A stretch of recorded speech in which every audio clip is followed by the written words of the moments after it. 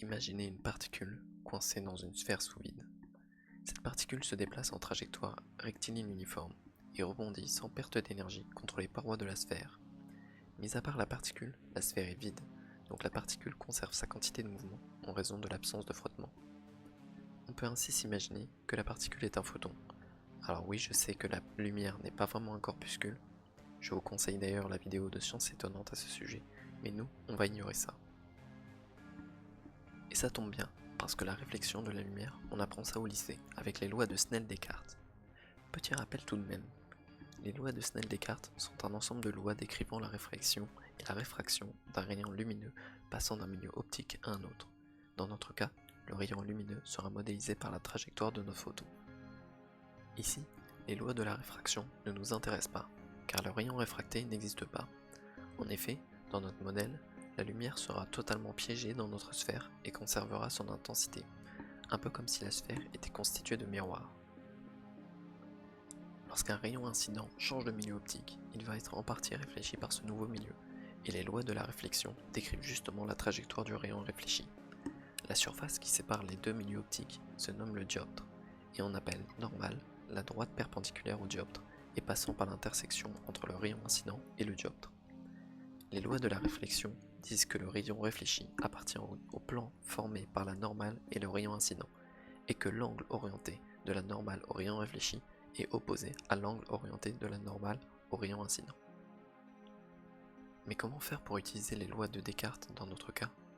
Une sphère, ça n'a rien à voir avec un plan. Eh bien, détrompez-vous.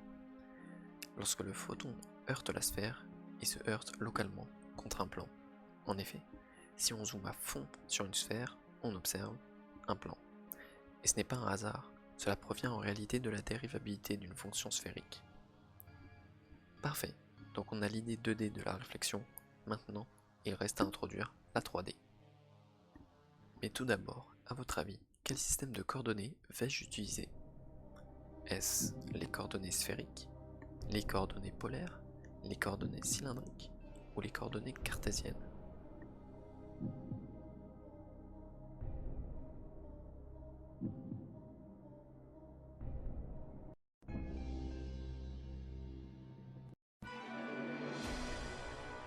Et oui, même si les coordonnées sphériques paraissent bien plus pratiques ici, Matplotlib, la bibliothèque Python qui sert à tracer des graphiques, ne propose de la 3D qu'en coordonnées cartésiennes. Nous allons donc effectuer des opérations sur la vitesse de notre particule afin de modifier sa trajectoire lorsqu'elle rebondit sur une paroi de la sphère. Comme le rayon réfléchi appartient au même plan que le rayon incident et qu'ils ont même angle par rapport à la normale, on a juste à effectuer au rayon incident une rotation de pi radian par rapport à la normale, puis changer le sens. Autrement dit, le rayon réfléchi est l'antisymétrie du rayon incident par rapport à la normale. Sur GeoGebra, on remarque quelque chose d'intéressant. On remarque que le vecteur position de la particule est dans la même direction que la normale au dioptre. Donc, on a juste à effectuer une rotation de la vitesse autour du vecteur position. On considère alors la base de Matplotlib que l'on note B, et une autre base constituée du vecteur position, du vecteur vitesse et du produit vectoriel entre le vecteur position et le vecteur vitesse. On construit, grâce au procédé d'orthonormalisation de Gram-Schmidt, une base orthonormée B' dont le premier vecteur a même direction que le vecteur position. On construit alors la matrice de passage de B à B' et on considère une matrice rotation selon le premier vecteur de sa base associée. On évalue la matrice rotation en θ égale π pour obtenir la matrice de symétrie que l'on considère dans la base B', afin d'effectuer une symétrie par rapport au vecteur position. On veut maintenant exprimer notre matrice symétrie dans la base B. On effectue donc un changement de base grâce aux matrices de passage.